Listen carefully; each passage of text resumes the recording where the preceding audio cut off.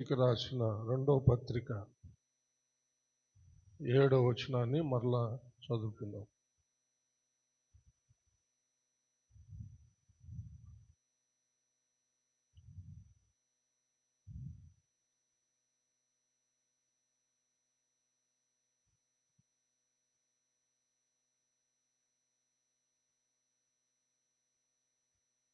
నూట 94వ పేజీ కొత్త నిబంధన పుస్తకంలో 194వ పేజీ.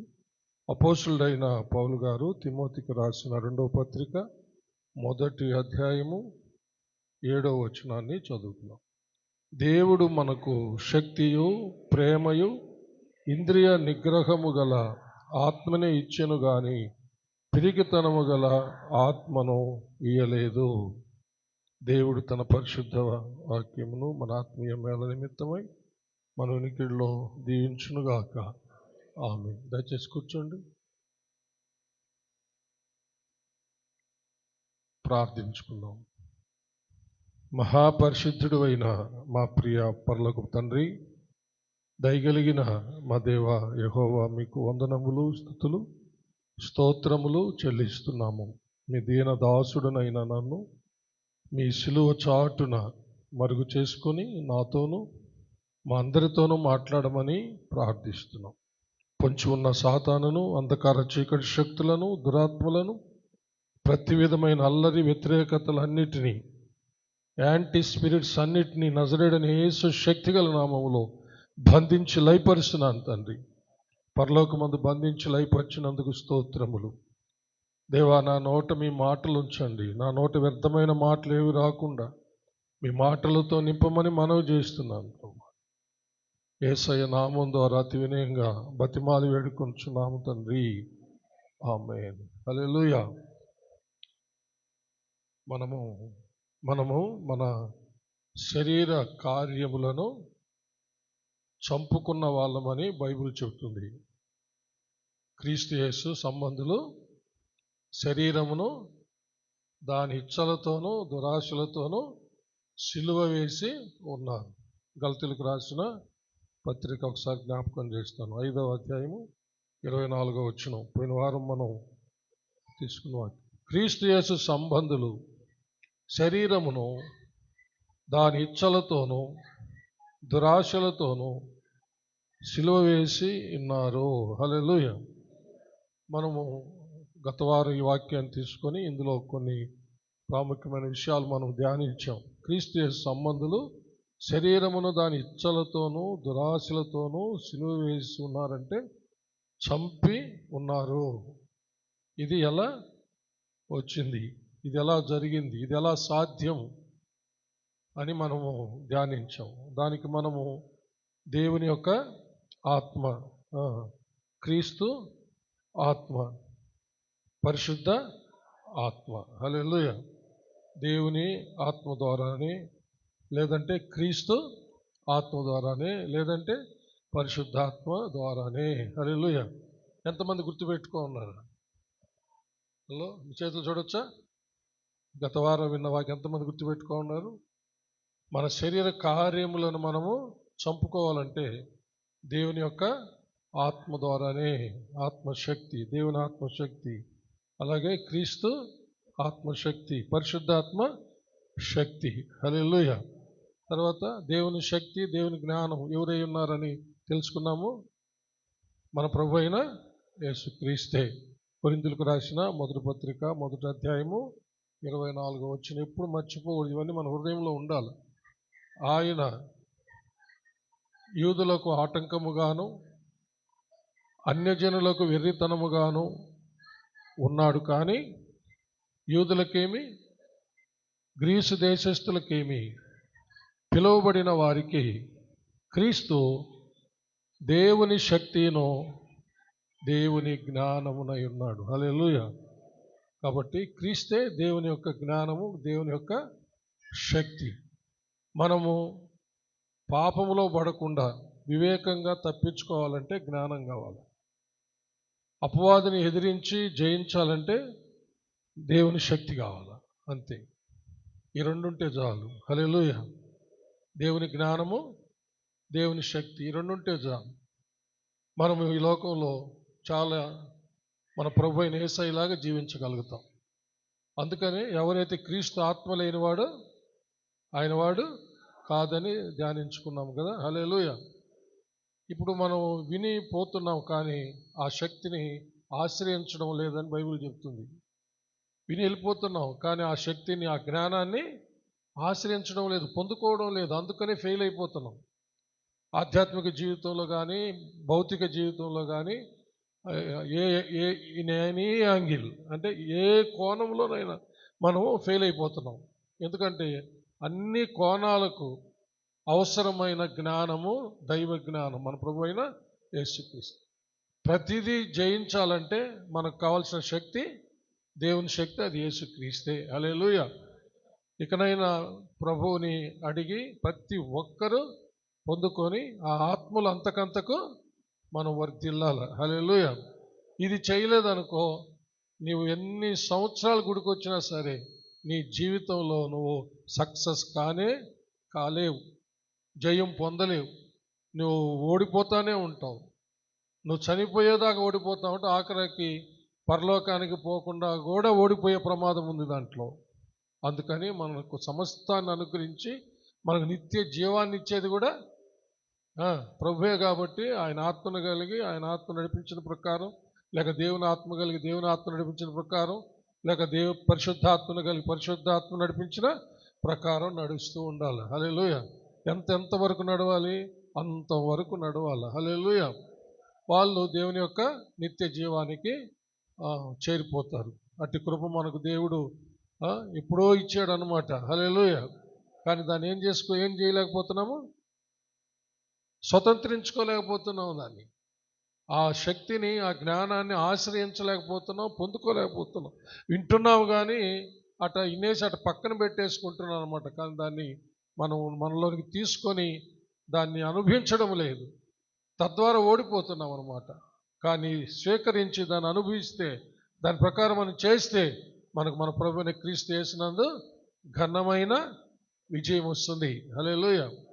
కొరింథీయులకు రాసిన మొదటి పత్రిక 15వ అధ్యాయం 54వ వచనం. బైబిల్ అందరూ బైబిల్ కొనుక్కోవాలి, అందరూ బైబిల్ తేవాలి. బైబిల్ గుడికి వచ్చేటప్పుడు బైబిల్ చూడాలి. దయచేసి ప్లీజ్ అర్థం చేసుకోండి. సెల్ ఫోన్లో బైబిల్ చదివేది కాదు, చూసేది కాదు. అసలు సెల్ ఫోన్కి పరిశుద్ధ గ్రంథానికి సంబంధమే లేదు అసలు. ప్లీజ్ అండర్స్టాండ్ మీ. దయచేసి సెల్ ఫోన్కి బైబిల్కి సంబంధమే లేదు. సెల్ ఫోను హోలీ కాదు, పరిశుద్ధ బైబిలే హోలీ. హల్లెలూయా. కాబట్టి సిగ్గుపడకూడదు. బైబిల్ కొనుక్కొని గుడికి వచ్చేటప్పుడు చేత పట్టుకొని రావాలి. రైట్.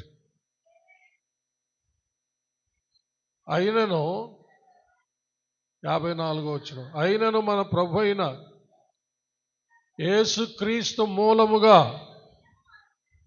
మనకు జయము అనుగ్రహించుచున్న దేవునికి స్తోత్రము కలుగునుగాక. చప్పలు కొట్టి దేవుని మహిమపరచండి. చూసారా ఎంత చక్కగా పౌలు గారు రాశారో? మన ప్రభు అయిన యేసుక్రీస్తు మూలంగానే దేవుడు మనకు జయం అనుగ్రహించేది. వేరే మార్గమే లేదు, వేరే సోర్సెస్ లేవు. ఒకే మార్గం, ఒక్కరే, ఆయన మన ప్రభు అయిన యేసుక్రీస్తు. ఆయన విజయుడు, సజీవుడు, మృత్యుంజయుడు. ఆయన ద్వారానే మనకు విజయం వస్తుంది. కడపట నశింపజేయబడు మరణం నుంచి కూడా జయము ఆయన ద్వారానే. హల్లెలూయా. కాబట్టి ఎంత అవసరమో ఆలోచన చేయండి. మొన్న శుక్రవారం మీకు జ్ఞాపకం చేశాను క్రీస్తు పునరుద్ధాన శక్తిని గురించి. ఎన్నో విషయాలు మనం ధ్యానించాం. మన శరీరంలో మృతమైనది జీవం పొందాలంటే ఆయన పునరుద్ధాన శక్తి మనకు అవసరం. ఎంతమంది శుక్రవారం వచ్చారా? అందరూ రాలేకపోతున్నారు. వచ్చి చూడండి. హల్లెలూయా. మన శరీరంలో ఏదైనా మృతమైంది అంటే చచ్చిపోయింది ఒక అవయవము, అది పనిచేయడం లేదంటే, అది మరలా తిరిగి పనిచేయాలంటే క్రీస్తు యొక్క పునరుద్ధాన శక్తి కావాలి. హల్లెలూయా. చప్పలు కొట్టి దేవుని మహిమపడదాం. చనిపోయిన వాళ్ళనే లేపాడు కదా మన ప్రభు. ఆయన తర్వాత ఆయన యొక్క ఆత్మను కలిగిన వాళ్ళు ఆయనకు ప్రార్థన చేసి చనిపోయిన వాళ్ళని బ్రతికించారు కదా. హల్లెలూయా. నిజముగా నీవు నేను నిజమైన క్రైస్తవులమైతే, క్రీస్తుని వెంబడించేది నిజమైతే, హల్లెలూయా, మనలో మృతమైంది ఏది ఉండదు. నేను చాలాసార్లు చెప్పాను మీకు సాక్ష్యం. నా కాళ్ళు చాలా తీవ్రంగా బాగలేనప్పుడు ఒక శోధనకు గురి అయ్యాను నేను. ఎంత భయంకరమైన శోధనకు గురి అయ్యానంటే కాళ్ళు కుళ్ళిపోతాయేమో అని. ఎందుకంటే చాలామంది షుగర్ పేషెంట్లు చూశాను నేను. కొంతమంది దైవజనుల్లో కూడా కాళ్ళు చాలా కుళ్ళిపోవడం, వాళ్ళు దానంతా తీసేసి ఆ యొక్క బ్యాండేజ్ వేసుకొని కట్టుకొని వచ్చి ప్రసంగాలు చేసిన దైవజనులను కూడా చూశాను నేను. అది నాకు పదే నన్ను శోధిస్తూ ఉందన్నమాట. అప్పుడు నేను ప్రార్థన చేసినప్పుడు నాకు దేవుడిచ్చిన ఆలోచన ఏమిటంటే, కుళ్ళు చూడని నా ప్రభు నాలో ఉన్నప్పుడు నా శరీరం ఎందుకు కుళ్ళిపోతుంది? నా ప్రభు సమాధిలో కుళ్ళిపోలేదు కదా. పరిశుద్ధుని నీవు కుళ్ళు పట్టనివ్వవు అని 16వ కీర్తనలో ఉంది, చదవండి ఒకసారి. ఎందుకనగా నీవు నా ఆత్మను పాతాళములో విడిచిపెట్టవు, నీ పరిశుద్ధిని కుళ్ళు పట్టనివ్వవు. చప్పలు కూడా దేవుని మహిమపడదాం. Praise the lord. Hallelujah. Yesu ప్రభు శరీరం కుళ్ళిపోలా. మానవ శరీరం ధరించుకొని వచ్చాడు, ఆ శరీరంతోనే సమాధి చేయబడ్డాడు. అదే శరీరం కుళ్ళిపోకుండా మహిమ దేహంగా మారిపోయింది. అది దేవుని ఆత్మ ద్వారా జరిగినటువంటి కార్యం. అప్పటి నుంచి నేను ఎంత ధైర్యం తెచ్చుకున్నాను తెలుసా? కుళ్ళు చూడని నా ప్రభు నాలో ఉన్నప్పుడు నా శరీరం ఎందుకు కుళ్ళిపోతుంది? నో, కుళ్ళిపోదు అని నమ్మి స్తుతించుకున్న నా కాళ్ళు కుళ్ళిపోలేదు, కానీ నా కాళ్ళు స్వస్థత పొందాయి దేవుని కృప వల్ల. హల్లెలూయా. లేకపోతే ఇంతసేపు మీతో నేను నిలబడి మాట్లాడేదానికి కాదు. శుక్రవారం కూడా చెప్పాను మీకు. హల్లెలూయా. కాబట్టి ఇదంతా దేవుని యొక్క వాక్యాన్ని, మన ప్రభువుని బాగా ఎరిగి విశ్వసించి ఆ భాగ్యాలన్నీ స్వతంత్రించుకోవాలి. హల్లెలూయా. దేవుని వాక్యాన్ని ఎంత వింటా ఉంటామో అంత విశ్వాసం వస్తుంది. హల్లెలూయా. రోమపత్రిక 8వ అధ్యాయము 17వ వచనం ఒకసారి చదవండి. కాగా వినుట వలన విశ్వాసము కలుగును, వినుట క్రీస్తును గూర్చిన మాట వలన కలుగును. చప్పలు కొట్టి దేవుని మహిమపడదామా? హల్లెలూయా. చాలాసార్లు చెప్పారు కదా, చప్పలు కొడితే 2 ప్రయోజనాలు. ఒకటి దేవునికి మహిమ, రెండవది మనం చురుగ్గా ఉంటాం. హలో, చప్పలు కొట్టండి. హల్లెలూయా. హల్లెలూయా. 47వ కీర్తన మొదటి 2 వచనాలు అదే ఉండేది, గంభీరతతో చప్పట్లు కొట్టాలని. చూడండి ఒకసారి. నేను సర్వజనులారా చప్పట్లు కొట్టుడి, జయధ్వనులతో దేవుని గురించి ఆర్భాటము చేయుడి. హల్లెలూయా. చూసారా, మన రాజు, మన ప్రభు, రాజులకు రాజు, ప్రభులకు ప్రభు ఆర్భాటముతో చప్పట్లు కొట్టాలి, జయ ధ్వనులతో స్తోత్రాలు చెల్లించాలి. హల్లెలూయా. కాబట్టి 2 ప్రయోజనాలు. ఒకటి దేవునికి మహిమ, రెండవటి మనకు చురుకుదనం, స్వస్థత, ఆరోగ్యం వస్తుంది. చప్పలు కొట్టి దేవుని మహిమ పెడదాం. Praise the lord. హల్లెలూయా. కాబట్టి వినుట వలన విశ్వాసం కలుగుతుంది. ఆ వినడం అనేది క్రీస్తుని గూర్చిన మాట అయి ఉండాలి. నువ్వు పదే క్రీస్తుని గురించే మాటలు వింటూ ఉండు. ఆయన పాటలు వింటూ ఉండు. ఆ పాటల్లో ఉన్నటువంటి మాధుర్యాన్ని స్వీకరిస్తూ ఉండు. నువ్వు కూడా పాడు, నువ్వు కూడా స్తుతించు, నువ్వు కూడా దేవునికి ప్రార్థన చేస్తూ ఉండు. హల్లెలూయా. వాక్యాన్ని వింటూ ఉండు. వ్యర్థమైనవి చూస్తా, వ్యర్థమైన వింటూ ఉంటే నీ విశ్వాసం కాస్త పడిపోతుంది. పడిపోయి నిన్ను సర్వనాశనం చేసేస్తుంది, దేవునికి ఇష్టము లేకుండా చేసేస్తుంది. హెబ్రీ పత్రికలో ఉన్న వాక్య సారాంశం అదే. 11వ అధ్యాయం 6వ వచనం. విశ్వాసము లేకుండా దేవునికి ఇష్టుడై ఉండుట అసాధ్యము. చూసారా? హల్లెలూయా. దేవునికి ఇష్టులై ఉండడం అసాధ్యం. ఎప్పుడు? విశ్వాసం లేకపోతే. కాబట్టి విశ్వాసం రావాలంటే ఆయన గురించి వింటూ ఉండాలి, ధ్యానిస్తూ ఉండాలి, ఆయన స్తుతిస్తూ ఉండాలి, పాడుతూ ఉండాలి, ప్రార్థిస్తూ ఉండాలి. ఆయన మనకు కాపరి. హల్లెలూయా. ఆయన మహింపరుస్తూ ఉండాలి. అప్పుడు మన విశ్వాసం అంతకంతకు వర్ధిల్లుతుంది. హల్లెలూయా. మొదటి యోహాను పత్రిక, యోహాను రాసిన 3వ పత్రిక, యోహాను రాసిన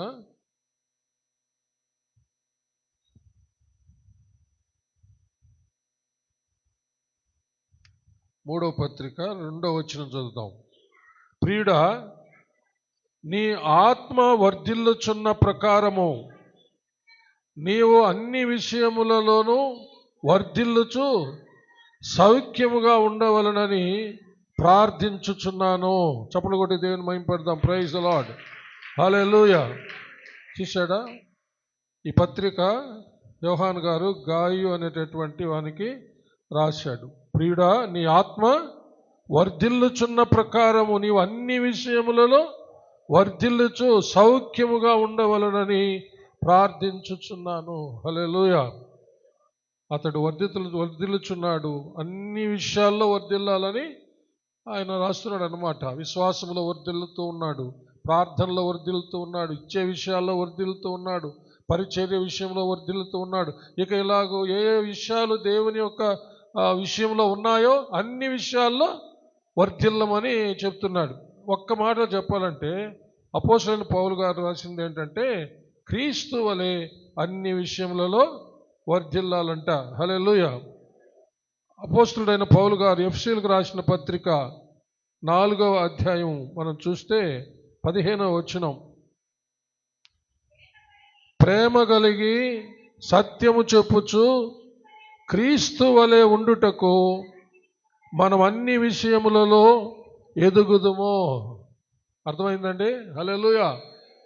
క్రీస్తు వలె ఉండుటకు మనం అన్ని విషయాలలో వర్ధిల్లుదుము. హల్లెలూయా.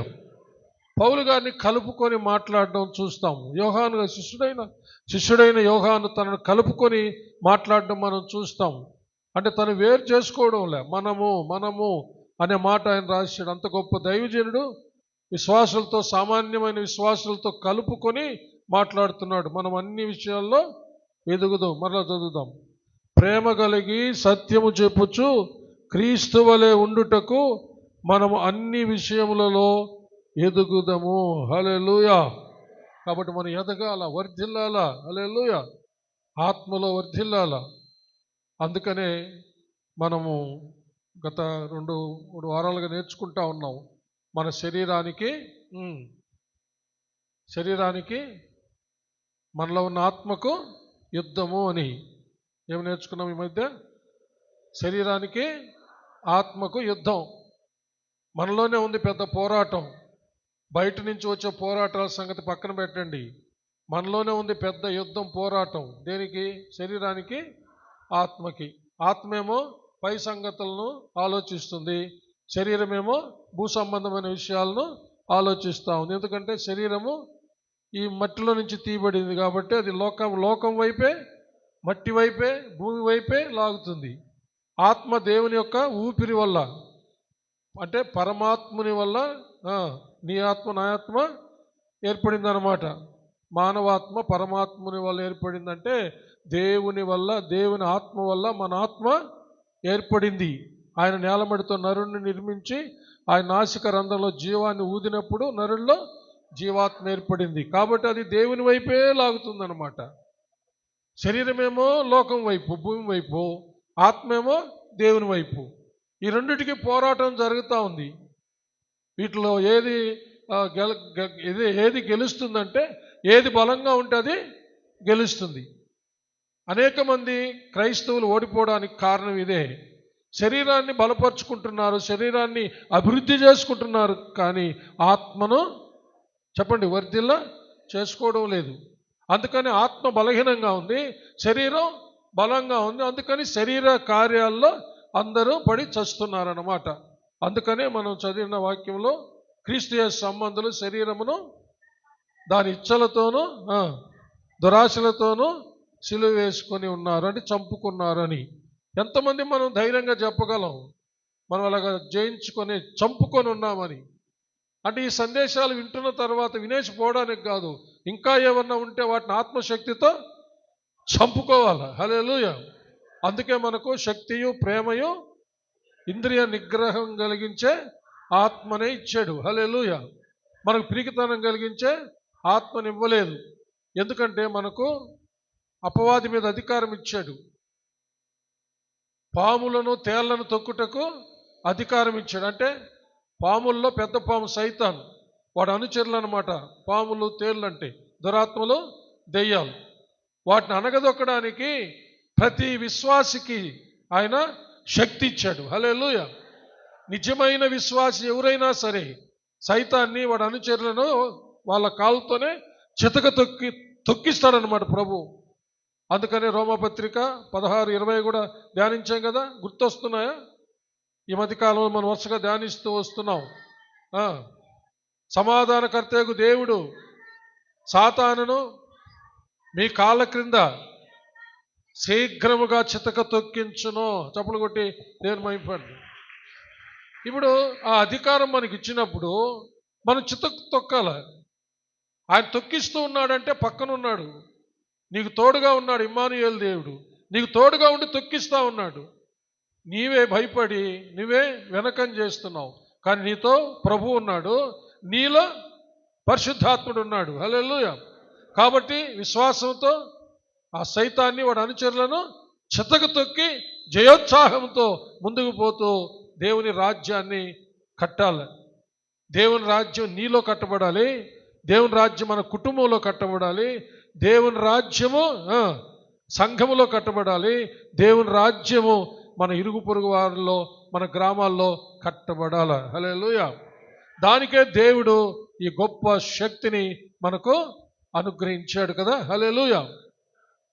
అపోస్తల కార్యాల గ్రంథం 1వ వచనంలో కూడా అదే రాయబడింది. అయినను పరిశుద్ధాత్మ మీ మీదికి వచ్చినప్పుడు మీరు శక్తి నొందెదరు కనుక మీరు యెరూషలేములోను యోదయ సమరయ దేశములంతటా బూది గంతముల వరకు నాకు సాక్షులై ఉంటారు. హల్లెలూయా. ఎంతమంది మనము మన ఇంట్లో సాక్షులుగా ఉన్నాము?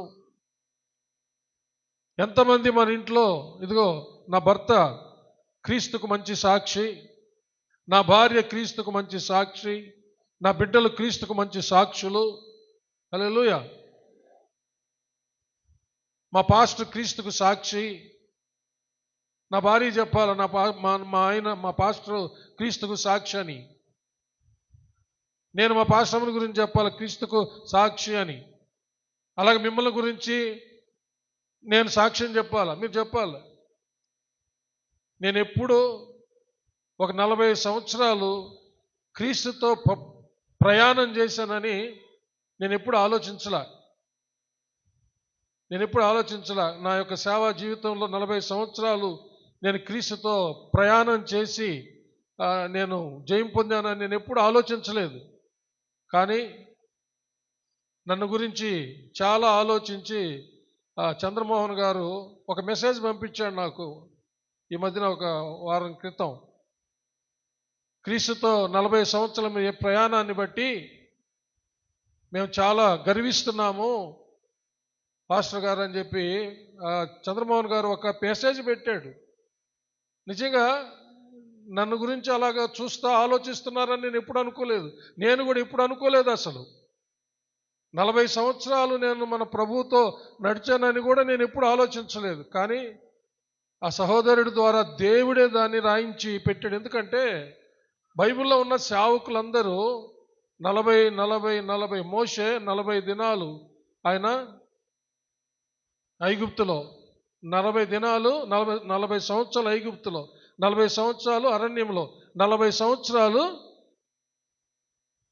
ఇశ్రాయేలీయుల్ని బయటికి తీసుకొచ్చి వాగ్దాన దేశానికి నడిపించిన సంవత్సరాలు 120 సంవత్సరాలు ప్రయాణం అయింది. అప్పుడు ప్రభు దగ్గరికి వెళ్ళిపోయాడు. చప్పలు కొట్టి దేవుని మహిమ పెడతాం. నేను నిజంగా చంద్రమోహన్ గారికి నేను హృదయపూర్వకమైన నా ధన్యవాదాలు తెలియజేస్తున్నాను.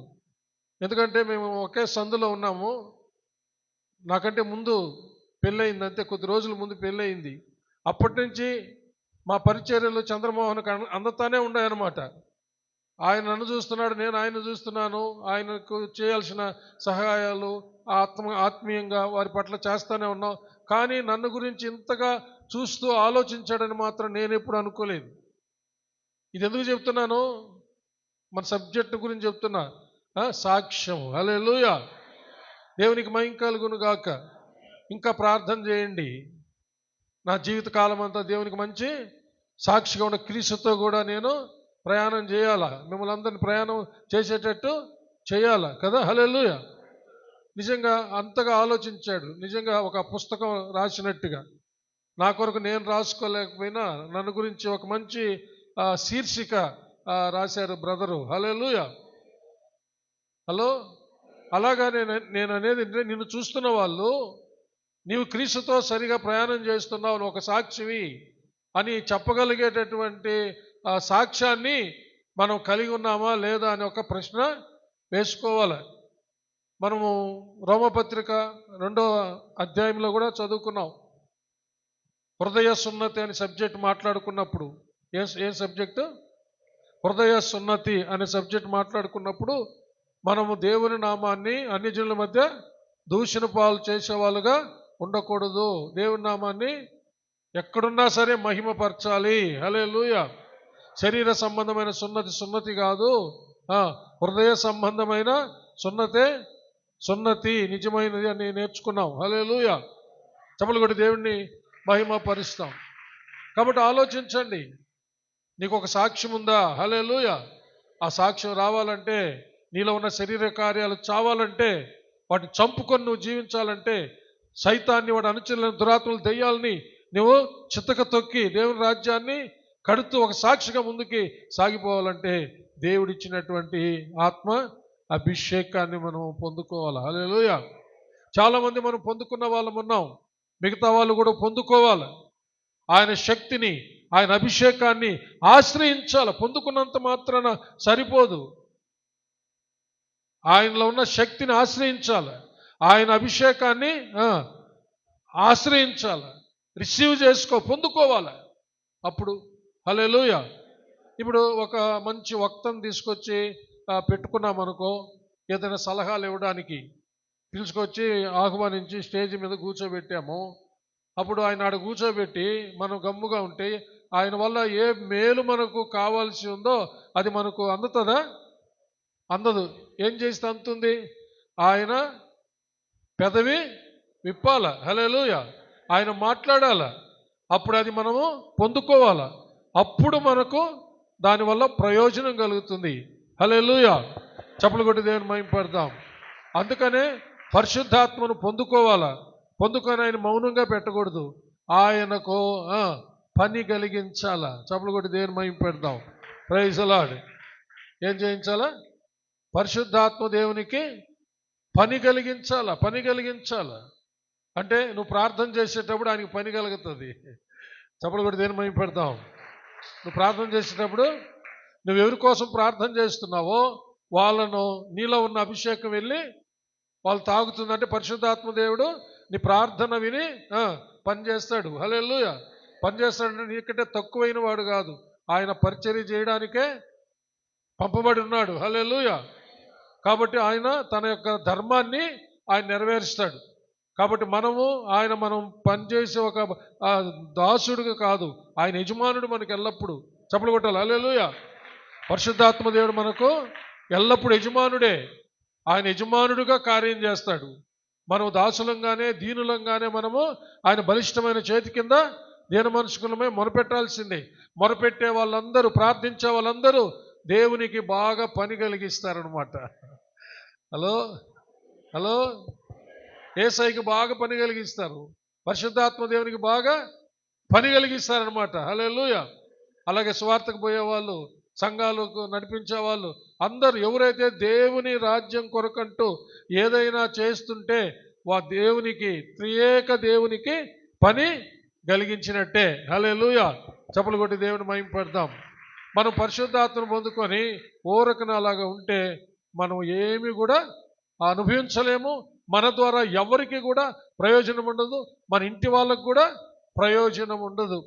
కాబట్టి దేవుడిచ్చినటువంటి ఆత్మను పొందుకొని ఆ అభిషేకాన్ని స్వీకరించి ఆ అభిషేకం ద్వారా అనేక కార్యాలు దేవుడు చేయించేటప్పుడు దానికి తగు విధంగా మనము విధేయులమైపోవాలా. హల్లెలూయా. దేవుడు అట్టి కృప మనకందరికీ దయచేయునుగాక. ఆమేన్. హల్లెలూయా. అందరు లేచి నిలబడి ప్రార్థన ఆశీర్వాదంతో సెలవు తీసుకుందాం.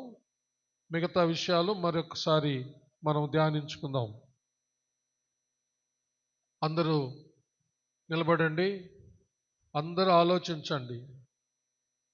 దేవుని యొక్క ఆత్మ అభిషేకం ప్రతి ఒక్కరూ పొందుకోవాల్సిందే.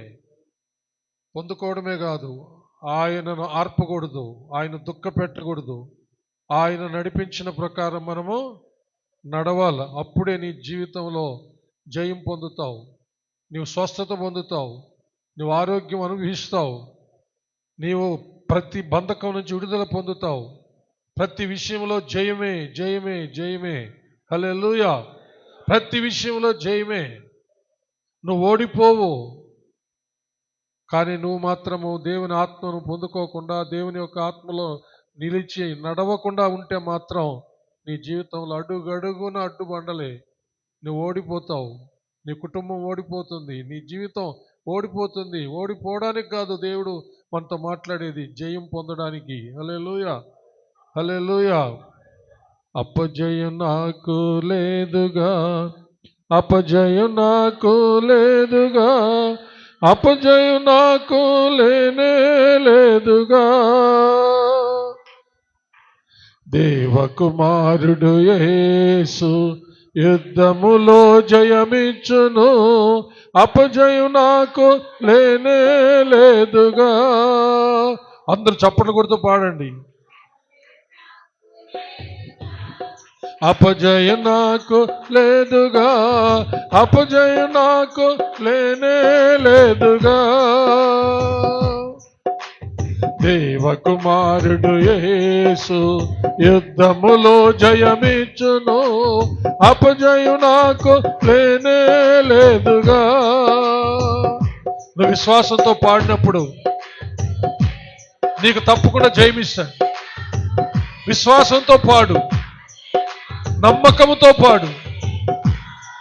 నా ప్రభువు నాకు జయమిస్తాడు, నేను ఓడిపోను అని విశ్వాసంతో పాడు. మన ప్రభు విజయుడు, సజీవుడు, మృత్యుంజయుడు. పరలోకములో తండ్రి కుడిపార్శ్వన కూర్చొని మన కోసం విజ్ఞాపన చేస్తున్నాడు. భూమి మీద పరిశుద్ధాత్మ దేవుడు మన పక్షాన విజ్ఞాపన చేస్తున్నాడు. ఇద్దరు ఉత్తరవాదులు మనకున్నారు. భూమి మీద పరిశుద్ధాత్మ దేవుడు, పరలోకమందు తండ్రి కుడిపార్శ్వమున మన ప్రభు ఉన్నాడు. మనకు అపజయమే లేదు. ఏ విషయంలో కూడా ఓడిపోవు. నీ జీవితంలో ఓడిపోతున్నావేమో, ఏ విషయంలోనైనా వర్ధిల్లలేకపోతున్నావేమో, భయపడకు. నమ్ము, దేవుని నమ్ము, ఆయన కుమారుని నమ్ము, పరిశుద్ధాత్మను నమ్ము, వారి శక్తిని ఆశ్రయించు. పరిశుద్ధాత్మను పొందుకో, పరిశుద్ధాత్మ శక్తిని ఆశ్రయించు, ఆయనకు మొరపెట్టు.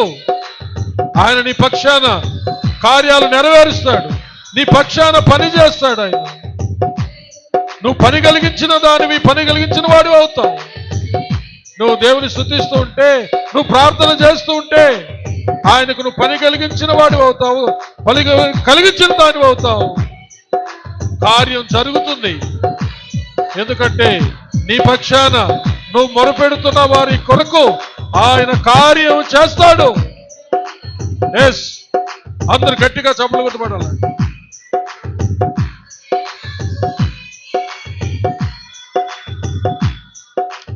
అపజయం నాకు లేదుగా, అపజయం నాకు లేదుగా, అపజయం నాకు లేనే లేదుగా. దేవకుమారుడు యేసు యుద్ధములో జయమిచ్చును, అపజయం నాకు లేనే లేదుగా.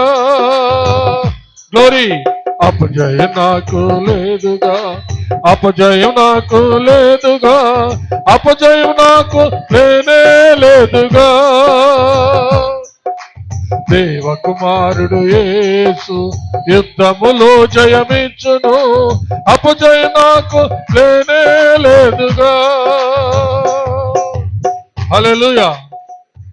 ప్రతి యుద్ధములో జయము మన ప్రభువే. శరీరమునకు ఆత్మకును కలిగే పోరాటములో జయం మనకే. లోకముతో మనకు పోరాటం, లోకంపై జయం మనకే. సాతాను అంధకార చీకటి శక్తులు దురాత్మలతో పోరాటం, సర్వాంగ కవచాన్ని ఇచ్చిన దేవుని సన్నిధిలో జయమే.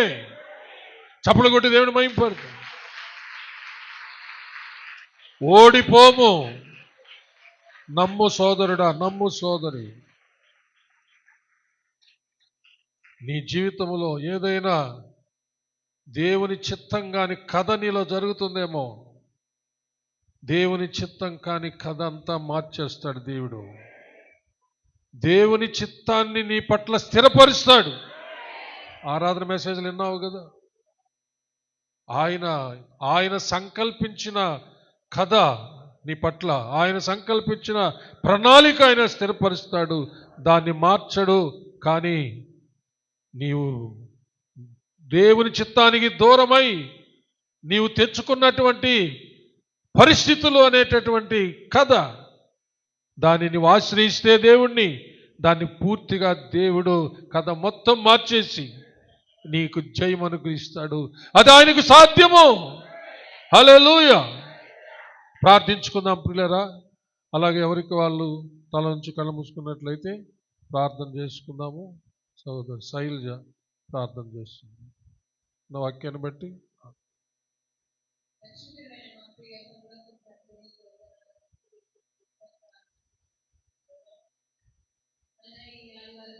ప్రభా, మాతో మీరు మాట్లాడిన వాక్యాన్ని బట్టి మీకు స్తోత్రాలు చెల్లించుకుంటున్నాం ప్రభా. నీకు స్తోత్రం నాయన.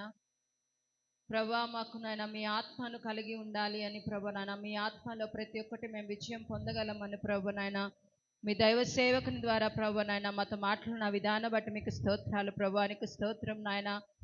ప్రభా, మేము ఈ లోకంలో నాయన నీకు స్తోత్రాలు ప్రభా నాయన. శరీరం కార్యాల కొరకు మేము వేగిరపడక ప్రభా, మీ ఆత్మతో ప్రభా నాయన మేము నాయన వేగిరపడి ముందుకు వెళ్ళడానికి సహాయము దయచేయమని అడుగుచున్నాం యేసయ్యా. నీకు స్తోత్రాలు నాయన. నీకు స్తోత్రం స్తోత్రం స్తోత్రం నాయన. ప్రభా, మేము మీ పరిశుద్ధాత్మ కలిగి ఉండవాళ్ళము ఉండడానికి సహాయము చేయండి. పిరికితలం గల ఆత్మను కలిగి ఉండక ప్రభా నాయన నైనా మీ నాయన పరిశుద్ధాత్మలో నాయన మేము నాయన పొంగి పొర్లులాగున ప్రభా సహాయము చేయమని అడుగుచున్నాం. స్తోత్రం స్తోత్రం ప్రభా నాయన. ప్రభా, మా నాయన బ్రతుకు కాలం అంతయో ప్రభా మీ ఆత్మను కలిగి ఉండి ప్రతి ఒక్క విషయంలో ప్రభా నాయన మీ ఆత్మలోనే మేము ముందుకు వెళ్ళడానికి కూడా మాకు అట్టి కృపను అనుగ్రహించమని అడుగుచున్నాం యేసయ్యా. నీకు స్తోత్రం నాయన. ప్రభా నాయన నీకు స్తోత్రం నాయన. స్తోత్రం స్తోత్రం స్తోత్రం యేసయ్యా.